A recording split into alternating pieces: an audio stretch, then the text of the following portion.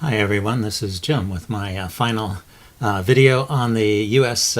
Championship, 2014 U.S. Chess Championship and Women's Championship taking place in St. Louis, Missouri. Pretty exciting tournament, and had playoffs yesterday. And at the end, Gata Kamsky came out on top and is the new U.S. champion. And on the women's side, Irina Krush came out on top and is the new U.S. women's champion. Both Gata and Irina have been here before. It's the fifth time for Gata Kamsky and the sixth time for Irina Krush. So the old guard has held their own in this championship, but there were a number of interesting young challengers, so made for an exciting tournament. I wanted to first explain the chess puzzle I put up here. This is from the game Gata against Varuzhin Akobian. It's Gata's turn to move. He played queen takes bishop. He's just there was a series of exchanges. He's just completing that, and he's got a good position here with an extra pawn or two, and should go on to win. But Varuzhin makes a mistake here in time pressure. Of course, this was a rapid game. Plays the move queen c5, and now there's a nice tactical finish to the game. So that's your challenge for this video. You can think about it while I'm talking. So I wanted to say a little bit about the championship.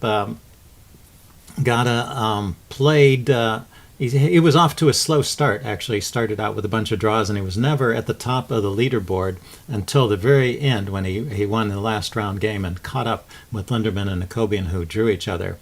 But if you look at the overall score, Gata is the only player in the tournament who went undefeated. So he had 3 wins, no losses, and 8 draws. And whereas Varuzhin Akobian had 4 wins and 1 loss, and Alexander Linderman had 5 wins and 2 losses. So amongst all the players, Alexander Linderman was the most decisive, had the most decisive games, and Gata Kamsky, I won't say had the most draws. Actually, Alexander Onashek had 9 draws, but it was near the top in the number of draws. But they both ended up at 7 points. The way the playoffs went down, first of all, there was an Armageddon game between Varuzhin Akobian and Alexander Linderman. The tie breaks between the 3 players had Gata on top, I think because he had defeated one of Linderman or Akobian in their head-to-head game. So he had better tie breaks. So there was an Armageddon game first to determine who would go into the playoffs, which you have to get it down to 2 players for the playoff. And the way an Armageddon game works is that the players bid for the black pieces. Basically, the black side gets draw odds. So if the black player is able to hold a draw, then he's considered the winner of the Armageddon game. And so the white player, to compensate, gets more time. And the way it's decided who gets white and who gets black is the players bid for time, and whoever bids the lowest amount of time to get the black pieces wins the bid, and then gets to play with the black pieces with that amount of time, and the player with the white pieces then has more time.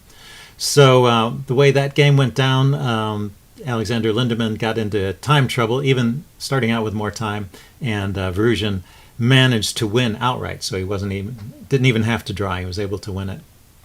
And then in the playoffs, Gata Kamsky drew as black in the first round and then won as white in the second round of the playoffs. So it just went, and that decided it. There was going to be an Armageddon game if the playoffs ended in a draw. So they were interviewing Gata afterwards, talking about his rapid skills, because Gata has also won the World Rapid Championship twice. So a very strong rapids player. And he said the key to being a good rapid player is to move quickly and not make blunders. So yes, if we could all do that. And of course, by moving quickly, he means mainly just staying ahead of your opponent on the clock, so you don't lose on time. And in terms of moving quickly, he said that getting into positions you're familiar with is really important to be able to play these moves and have them seem natural to you. So with the black pieces, Gata played his a6 Slav line that he likes a lot, and managed to hold the draw. And then with the white pieces, he played his familiar London system and won once again with the London system as white. So that's how he does it. He gets positions he's familiar with and is able to move quickly. Now, on the women's side, there was a similar situation where Irina Krush had the better tie breaks. So Anna Zatonsky and Abrahamian Tatev Abrahamian had to play off an Armageddon game. Both Anna and Irina had led the tournament at various times, but they both drew their final game. And Tatev won her last round game, so she was able to catch up with them. And then in the Armageddon game, she ended up with the black pieces, or won the black pieces with her bid, and was able to hold Anna Zatonsky to a draw. And so the final playoffs were between Tatev Abrahamian and Irina Krush. In the first game, Irina had the white pieces and was able to win with the white pieces. And then in the second game, Tatev had the white pieces and was not able to win. Irina managed to hold her to a draw in a pretty wild game. And so Irina went on to win the championship, and that's how it finished up. Let's see, I wanted to say a few words about some of the other players. On the men's side, although the old guard, represented by Gata Kamsky, managed to finish on top once again, there was a strong contingent of younger players. Certainly Alexander Linderman's going to be real pleased with his performance, but also Sam Shanklin and Daniel Naroditsky, an 18-year-old, got 6 out of 11 points. Have to feel pretty good about that. And Josh Friedel and Ray Robson, another two also young players at 5.5 out of 11, did pretty well as well. Although I suspect Ray Robson is a little bit disappointed with that performance. You know, at 19, he's got a lot of time in the future, but I think he was hoping for a little more in this particular tournament. On the women's side, I wanted to mention one player in particular, Ashritha Eswaran, a 13-year-old from San Jose, California, finished with a score of 3.5 out of 9. Decent performance, showing that she really belongs in this company with the strong players. She won 3 games, lost 5 games, and drew 1. So she had the most decisive results of anyone in the tournament and played a lot of exciting chess. So it looks to me like the future of American chess is looking pretty bright with all of these young players, and it's only a matter of time before they break through and make it to the top ranks. So I wanted to pause and say a few things about my videos. Well, here, let's do the puzzle next, just to keep you in suspense. If you haven't figured out the answer to the puzzle yet, you might want to pause your video and look at it. It's not too hard. Okay, I'm going to give the answer away. Kamsky played the tactic Rook D8 check, and Akobian resigned at this point. So the point of this is the king is in check. If it moves away, then the rook can be taken because there's 2 pieces attacking the rook and only 1 defender. And of course, if the rook takes, then queen takes queen. So no need to play that out. He just resigned.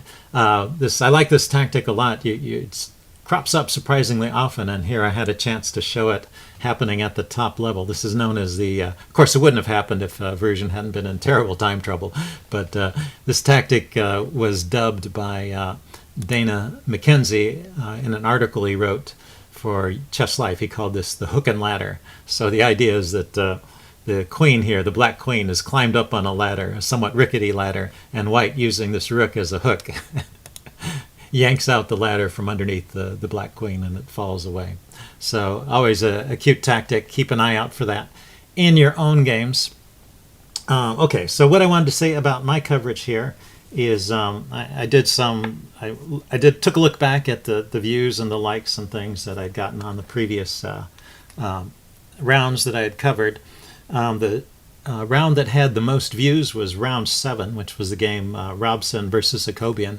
And I have to say that's my favorite in terms of the analysis I did of the game. So I think very nice. It was a nice game, a very nice positional game that Akobian managed to show Robson a few things about the Petrosian style of chess.